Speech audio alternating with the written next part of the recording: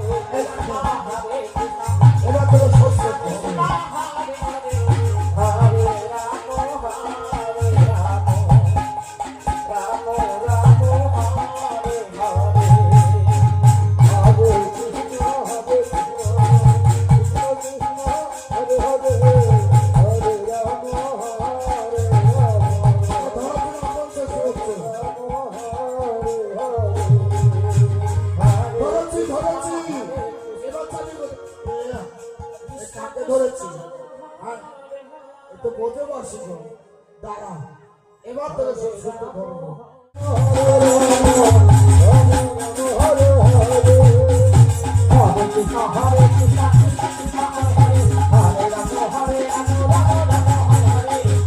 রাতে 2:08 বাজে, এখনো ঠান্ডার মধ্যে সবাই বসে বসে রাস দেখছে।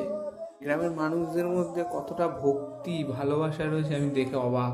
শুধু অনুষ্ঠান শেষে হয়ে গেছে, তাই জন্য এদের দুজনকে বরণ করে এখন এদেরকে ছেড়ে দেওয়া হবে।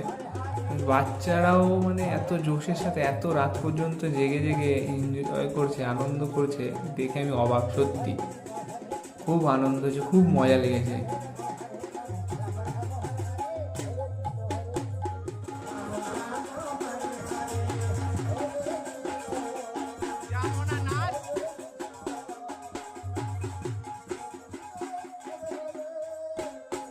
হরে কৃষ্ণ।